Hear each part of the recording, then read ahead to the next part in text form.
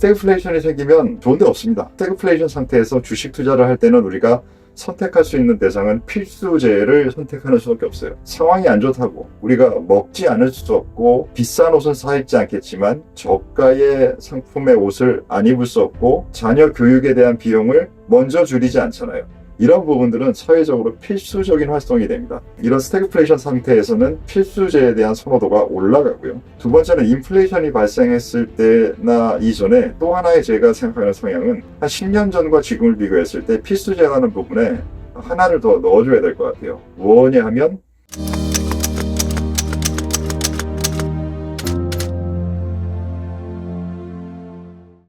안녕하십니까. 오종태의 투자병법 오종태입니다. 토요일입니다. 오늘 토요일인데 우리 새로 함께 하게 되신 교육생 PD님께서 주말까지 열심히 공부하고 열심히 질문을 하신다고 하니까 쉽고 아주 평소와 다른 주말이 시작됐습니다. 네, 자 그러면 우리 교육생 PD님께서 보내주신 질문을 한번 답을 드려보도록 하겠습니다. 미국 PCE 지표란 무엇인가요? 왜 연준이 이 지표를 중요시하는 걸까요? PCE 지표는 Price Consumption Expenditure라는 미국의 물가를 가장 넓은 범위에서 가장 중간적인 부분, 평균적인 부분, 그러니까 전반적인 활동을 가장 잘 확인할 수 있는 지표이기 때문에 미국 연준이 하는 일이 무엇입니까? 전체 미국 경제 전체, 그리고 그 부분의 물가와 성장, 그리고 글로벌 전체와의 경제활동 등등 여러 가지로 봐야겠지만 가장 핵심적인 부분은 물가입니다. 그리고 전 세계 물가보다 당연히 미국의 물가이겠죠. 그렇기 때문에 그 부분을 가장 대표적으로 잘 표현하는 그러한 지표이기 때문에 PCE 지표가 가장 중요하죠. 우리 교육생이 아주 기본적인 질문을 하셨는데 기본적인 질문이 중요한 질문이죠. 네, 그래서 좋은 질문입니다. 최근 다른 경제지표 예를 들면 CPI, PPI와 비교할 때 PCE 발표에서 주목할 포인트는 무엇인가요? 최근 다른 경제지표, 특히 이제 물가 관련된 지표인 CPI와 PPI, 소비자 물가 지표와 생산자 물가 지표 두 가지가 모두 PCE에는 영향을 주는 것이고요. 그래서 CPI에 들어가는 소비자 물가에 계산할 때 들어가는 항목 중에서 PCE에 들어가는 항목이 있고 들어가지 않는 항목이 있습니다. 마찬가지로 PPI인 생산자 물가에서도 그 항목이 PCE를 계산할 때는 들어가는 부분과 들어가지 않는 부분이 있습니다. 그 부분이 이미 발표된 상태에서 우리가 그 정보를 소비자 물가와 생산자 물가라는 부분을 알고 있는 상태에서 PCE는 계산되기 때문에 사실 예상치랑 거의 틀릴 확률이 적겠죠. 아는 걸 가지고 계산하는 것. 오투가 이렇게 표현하죠. 산수하는 것. 산수하는 것은 쉽다. 그 산수한 결과를 어떻게 적용하느냐가 어렵다라는 말씀을 드릴 때 이 부분은 PC는 사실은 산수에 해당되는 내용입니다. 그래서 그 부분의 숫자가 예상치보다 많이 다른 경우는 거의 없고 그 나온 숫자가 페드가 어떤 식으로 그 숫자를 활용하고 바라보는가 라는 부분이 훨씬 더 중요한 부분을 차지합니다. 이번 PCE 결과에서 2.5% 상승이 기존의 스태그플레이션에서 인플레이션으로 회복된다는 전망 두 가지를 비교해서 어떤 변화가 나타나는지 궁금합니다. 지금 우리 교육생 PD님께서 스태그플레이션에서 인플레이션으로 회복이라고 질문을 하셨는데 되게 난감한데요. 이걸 어떻게 회복이라는 단어를 여기다 넣으셨는데 스태그플레이션에서 인플레이션으로 오면 회복인가요? 일정 부분은 저는 절반은 맞다고 말씀드리겠습니다. 왜 그러냐면 스태그플레이션이라는 것은 가장 경제가 시장이 두려워하고 싫어하는 것이기 때문에 가장 안 좋은 것에서 그것에서 다른 것으로 변했다라는 부분을 회복이라는 단어로 표현할 수 있겠습니다. 하지만 절반은 좀 이상한 게 지금 미국이라는 사회 그리고 우리 전체 코로나 이후에 인플레이션이라는 부분에 대해서는 약간 코로나 사태의 이전보다는 좀 더 뭔가 경계하고 두렵고 하는 개념이 생겼어요. 왜 그러냐면 코로나 사태 이후에 인플레이션이 극단적으로 올라간 부분이 글로벌 전체 경제, 미국 경제에 많이 부정적인 영향을 줬고 그 부분 때문에 선거에서까지도 큰 영향을 주는 네거티브 이슈까지 작동을 했었기 때문에 인플레이션 이슈를 피하고 싶은 심리가 매우 강해졌습니다. 그래서 예전보다 스태그플레이션이라는 것은 원래 늘 그냥 항상 제일 안 좋은 것이고 인플레이션 현상은 스태그플레이션과 비교했을 때는 한 이 정도의 차이를 부분은 네 있었다라고 하면 지금은 제가 생각하기에는 스태그플레이션 쪽으로 인플레이션이 발생하는 현상에 대한 어려움과 두려움이 조금 커져서 인플레이션 현상 상태가 조금 더 예전보다는 위험하고 안 좋은 상태의 평가를 받는 부분들이 생긴 것 같아요. 이러한 것들이 사람들의 경험을 통해서 만들어지는 그러한 분위기에 의한 영향입니다. 대표적인 것이 독일의 1차 대전이 끝나고 2차 대전이 되기 직전에 인플레이션율이 1000%까지 올라간 적이 있어요. 그리고 여러분들 많이 기억하시겠지만 남미 쪽에 있는 국가들은 과거 90년대와 2000년대에 들어와서도 인플레이션율이 굉장히 높아 라는 부분 때문에 통화 가치가 뭐 말도 안 되게 크게 움직여 하는 부분들을 봤잖아요. 이러한 현상이 과거에는 좀 어려운 나라, 전쟁에서 진 나라, 이러한 특별한 경우에만 있었는데 이 부분이 지금 미국이라는 나라에서도 뭐 우리나라도 좀 마찬가지겠죠. 여러 가지 디벨롭트 마켓에 해당되는 국가에서도 전보다 인플레이션이 조금 더 중요한 문제가 됐다라는 것. 이것은 구조적인 현상일 수 있기 때문에 전보다는 조금 차이를 두고 중요도를 가지고 다뤄야 되는 부분이라고 생각됩니다. 소비자 물가 상승이 단순한 인플레이션 압력인지 아니면 경제 전반의 회복 신호로 해석될 수 있는지 어떻게 판단해야 할까요? 스태그플레이션은 너무 안 좋은 거니까 그 부분은 그냥 제차로 하고 뭐 제일 안 좋은 데랑 비교하는 게 전교 꼴등하고 비교하는 게 무슨 의미가 있어요? 그래서 그거는 넘어가고 인플레이션과 디플레이션이라는 두 가지를 생각할 때 디플레이션이라는 것은 뭔가 사람들의 경제 활동이나 분위기가 처지는 상황이죠. 이걸 누가 좋아합니까? 채권 시장이 좋아하죠. 채권 시장은 이러한 상황이 되면 금리가 빠집니다. 금리가 하락한다는 것은 채권 가격이 올라간다는 것이고 채권을 들고 있는 입장에서는 수익이 나는 것이죠. 그리고 또 하나는 오토는 주식보다 채권을 먼저 한 사람이잖아요. 이러한 상황의 또 하나의 장점이 뭔지 아십니까? 세상 모든 사람들이 다 어려워하는데 채권을 하는 사람들한테는 불장인 거예요. 그러면 남들은 힘들어하는 상태에서 상대적인 좋은 점과 절대적인 좋은 점이 공존하기 때문에 뭐 제가 쉬운 예를 하나 들어드리면 붐비는 식당, 예전에는 줄을 서서 가서 예약이 안 되던 식당, 그런데 경기가 안 좋아지고 디플레이션 상태가 되면 사람들의 손님의 숫자가 줄겠죠. 그럴 때 어렵지 않게 예약을 하면서 채권쟁이들은 아주 즐겁게 붐비지 않게 좋은 곳에 가서 희희낙낙거립니다. 이게 바로 이 채권 시장과 주식 시장의 성향의 차이인데 저도 옛날에 그런 경험을 했었죠.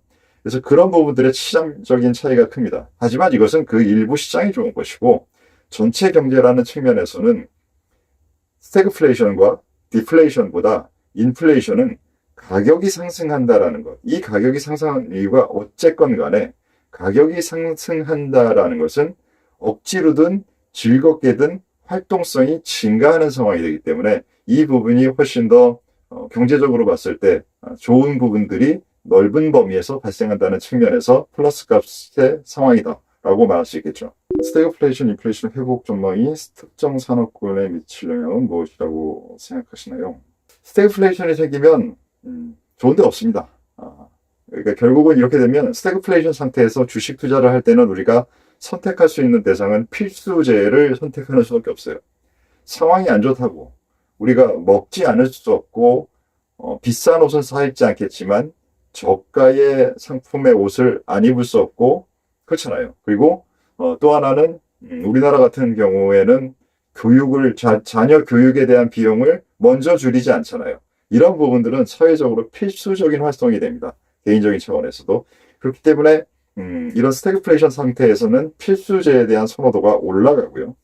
두 번째는 인플레이션이 발생했을 때나 이전에 또 하나의 제가 생각하는 성향은 한 10년 전과 지금을 비교했을 때 필수재라는 부분에 하나를 더 넣어줘야 될 것 같아요. 뭐냐 하면 지금 우리 빅테크나 여러 가지 우리가 뭐 음악을 들을 때 스트리밍 서비스나 여러 가지를 필수적으로 이제는 사용하지 않을 수 없는 필수재화된 그러한 구독 서비스들이 많아진 것 같습니다.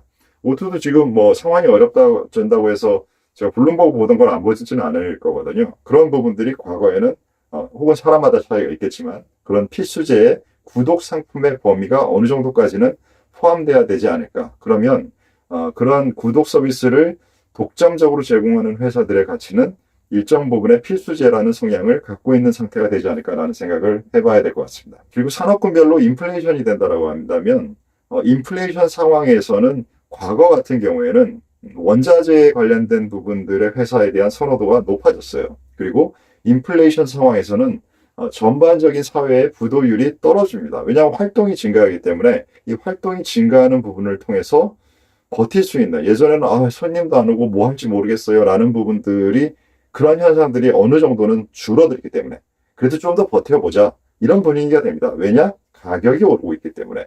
그래서 그런 상황이 되면 전반적인 환경이 개선되고 전반적인 경제 상황에 대한 노출도가 높은 산업은 금융산업이죠. 그래서 금융산업과 원자재 산업이 전통적으로 이러한 인플레이션 상황에서는 선호되는 그러한 투자 대상이 되겠죠. 인플레이션 회복 전망 속에 투자자들이 주목해야 할 리스크와 동시에 발생할 수 있는 기회는 무엇일까요? 이제 안심해도 되는 상황일까요? 일단 아까 우리 교육생 PD님께 말씀드렸듯이 인플레이션으로 회복이 아닙니다. 인플레이션은 하나의 다른 캐테고리이지 스태그플레이션에 올라온 부분이 그건 이제 예외가 되겠지만, 인플레이션 상황에서 우리가 얼마나 힘들게 주식시장이 안 좋았던 부분들이 이 코로나 이후에 있었었는데요. 그 부분들에 대한 부분이 금리 상승으로 이어지면서 금리가 상승하고, 이 금리가 상승이 유동성에 대한 부분들의 상황을 줄이고, 이 유동성이 줄어드는 부분으로 인해서 센티멘트까지 악화되면서 주식시장이 매우 큰 조정이나 하락이 발생하는 것이 있기 때문에 인플레이션을 그렇게 너무 좋은 걸로 이렇게 생각하시면 안 됩니다. 좋을 때도 있고 안 좋을 때도 있다 라는 부분으로 개념을 잡길 바래요. 현 PCE 지표가 시장에 며칠 단기적 영향은 무엇일까요? PCE 지표 오늘 발표된 내용이 시장에 주는 부분들은 안도감이라는 측면, 만약에 PCE 지표가 이렇게 안 좋은 상황에서 시장 분위기가 공포까지 약간 느껴지는 상황에서 예상됐던, 계산이 가능했던 PCE 지표가 뭔가 이상하게 나와? 라고 만약에 했으면 그러면 시장은 한 번 더 패닉에 빠질 수 있는 상황이 됐겠죠. 하지만 그게 예상대로 나오니까 안도해 라는 부분은 줄 수 있지만, 뭔가 이것 때문에 이제 정말 괜찮아졌어 라고 할 수 있는 부분은 아니에요. 왜냐? 우리가 알고 있던 부분이죠. 그래서 말씀하셨던 기술주와 안전자산에 대한 영향은 중립적이다, 뉴트럴하다라고 보셔야 된다고 생각됩니다. 이번 2.5% 상승 결과를 복잡계 투자 관점에서 어떻게 반영시켜야 할까요? 네, 말씀드렸다시피 PCE 지표는 매크로 펀더멘탈 데이터입니다. 그러면 이것을 매크로 탑다운의 관점에서 펀더멘탈 측면으로 적용하는 부분이 한 가지의 측면을 적용할 수 있는 부분입니다. 근데 복잡계라는 개념 자체는 여러 가지의 변수를 종합적으로 적용하거나 한 가지 변수에서 그 한 가지 변수가 갖고 있는 표면적인 의미와 뒤에 깔려있는 뭔가의 복선, 그것에 대한 사람들의 반응 등등 다양한 방식의 해석을 집어넣는 것이기 때문에 오투가 이 부분을 드리는 것은 복잡계라는 방식으로 적용한다면, 조금 전에 말씀드렸듯이 제가 안도감이라는 말씀을 드렸잖아요. 이 부분의 펀더멘탈적인 측면에서는 예상치와 동일하구나, 큰 영향을 미치지 않는 중립적인 팩터라는 펀더멘탈적인 변수로서의 집어넣는 부분이 하나이고, 두 번째는 시장에 안도감을 주는, 그렇다면 지금 공포 심리가 조금 전에 커졌다라는 부분, 우리가 그래서 그 센티멘트 지수를 시장 전체에 유포리아, 너무 지나치게 사람들이 흥분돼서 사 있는 상태, 공포 상태, 이런 바를 가지고 계속 보고 있잖아요. 그 부분에 지금 현재 최근에 공포적으로 넘어간 부분을 조금 더 올려줄 수 있는, 중립 방향으로 할 수 있는 플러스 값을 쓸 수 있는 심리 팩터라고도 쓸 수 있겠죠. 이번 발표를 계기로 단기적 변동성에 대비하면서도 장기적 성장 전망에 맞춰 투자 포트폴리오를 어떻게 조정할까요? 금요일 날 설명을 드릴 때 많은 사람들이 이제 큰일 났다, 호들갑을 떨 것이다 라는 설명을 드렸었습니다. 그 상황에서 오투는 미리 그 부분에 대한 흐름들을 한 두세 달 계속 말씀을 드렸던 상황이고, 어제 같은 경우에는 그 호들갑에 동참하지 말라라는 설명을, 차분하시라는 그러한 설명을 드렸었습니다. 그 상태에서 지금 사람들이, 공포를 느끼던 사람들이 조금은 공포에서 벗어날 수 있는 신호가 나타난 거예요. 그러면 여러분들이 공포에서 바로 벗어났다라고 해서 바로 어떤 행동을 하기가 쉽습니까? 사실 쉽지 않습니다. 그 부분들이 정말 단단해지고 뭔가 그래도 더 확인하고 싶은 심리가 아직은 남아있을 거예요. O2 같은 경우에는 지금, 어제 그 미국 시장의 움직임을 보면, 일단 두 가지가 보입니다. 사람들의 공포감이 완화된 부분이 하나입니다. 그리고 두 번째는 기계들을 요즘은 예전보다 많이 생각해야 됩니다.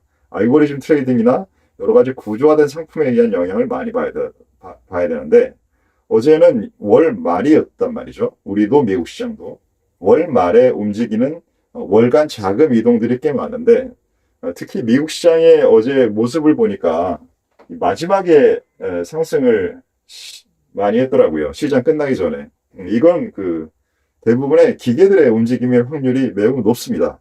자, 월말이다. 월말인 상황에서는 월말 자금에 의한 포트폴리오 리밸런싱이 발생합니다. 지금 질문하셨던 게 포트폴리오를 어떻게 조정하겠다라는 질문을 우리 교육생 PD님께서 하셨잖아요. 자, 이것처럼 우리가 이거를 고민하는 것처럼 이것은 우리가 시장 상황의 변동에 따라서 포트폴리오 조정을 어떻게 해야 되는지 고민하느냐는 질문하셨는데, 그것이 아닌 월간 단위의 자금 이동에 따라서 기계적인 조정이 월 말에는 많이 발생합니다. 그 대표적인 부분이 과거에는 굉장히 사이즈가 컸지만 요즘은 조금 줄어들었겠지만, 채권을 60, 주식을 40 하는 6대4 포트폴리오나 뭐 8대2나 그런 여러 가지 비율을 가지고 있는 포트폴리오들이 있고요. 그리고 포트폴리오 인슈어런스 전략이라는 하방을 많이 막아놓고 상방은 조금 적게 누리지만 누릴 수 있는 그러한 구조의 구조화 상품들도 많고, 뭐 여러 가지의 많은 상품들이 월말에 그러한 부분들의 변동값을 조정하는 행동들을 많이 합니다. 그래서 월말에 시장이 많이 빠졌잖아요. 이 말은 주식의 가격은 떨어졌잖아요. 그리고 채권의 가격은 어떻습니까? 금리가 계속 지금 하락했잖아요. 그러면 채권의 가격은 올라간 거죠. 그러면 올라간 채권의 비중은 펀드에서, 포트폴리오에서 높아졌을 것이고, 주식의 비중은 주가가 하락하면서 떨어졌을 겁니다. 그러면 이 부분을 원래 6대4로 하고 있었다면 그 비율이 달라졌겠죠. 채권이 더 비중이 높아졌겠죠. 그러면 그 높아진 비중을 줄여서 다시 낮아진 주식을 사는 이러한 매매들이 작동을 하면 기계들의 매수가 막판에 들어오게 됩니다. 이러한 활동들이 매우 많았던 것으로 제가 보기에는 보입니다. 그래서 그런 부분들까지 감안하면 시장에는 사람들의 공포와 기계들의 알고리즘에 알 수 없는 매도에 대한 극단의 공포가 두 개가 겹쳤던 구간이 지난 우리가 몇 주 동안을 봐왔던 구간입니다. 이 부분이 어느 정도 정리가 됐다라고 하면 어느 쪽으로 봐야 될까요? 수급이나 센트의 영향에서 조금 더 플러스 값이 됐겠죠. 그러면 오투처럼 이번에 여러분들께 항상 현금 비중을 많이 높여서 준비해야 된다라는 설명을 드리고, 그렇게 행동했던 사람들은 지금 공포라는 감정을 덜 느끼고 있겠죠. 덜 느끼고 있겠죠. 그럼 어떻게 하겠습니까?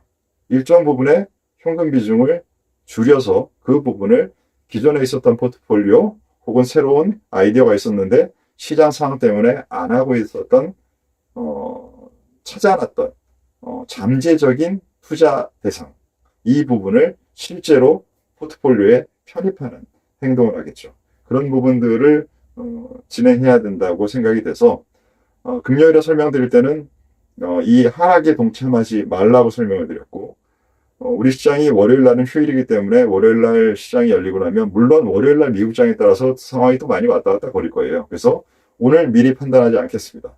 월요일 날 미국 장과 아시아 시장, 중국과 미국을 확인하고, 그리고 나서 화요일 날 오늘의 분위기가 이어진다라고 하면 일정 부분의 현금을 사용해서 투자 포트폴리오의 위험자산의 비중을 조금은 더 올리는 그러한 행동을 준비해 놓는 그러한 상태가 오늘의 상황이라고 생각됩니다.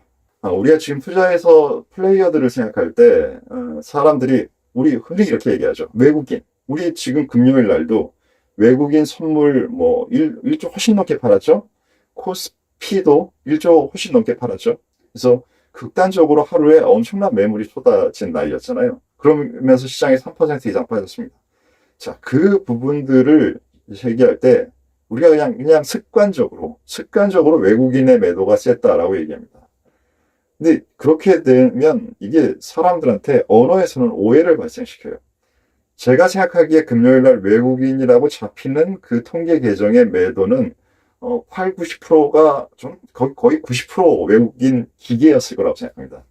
그래서 이게 사람이 하는 것이냐, 사람이 아니 하는 것이냐에 따라서 행동 패턴들이 매우 달라요. 사람은 갑자기 어떤 상황 때문에 몇 조를 팔고, 그 다음날 달라졌다고 몇 조를 다시 사고, 그걸 일주일에 3-4번 반복하고, 이렇게 되면 심적인 그 판단에 대한 스트레스와 그것이 잘 됐을 때는 희희낙낙하겠지만, 그러한 잦은 빈도의 액션이 잘못됐을 때 오는 스트레스를 우리는 느낍니다. 사람이기 때문에.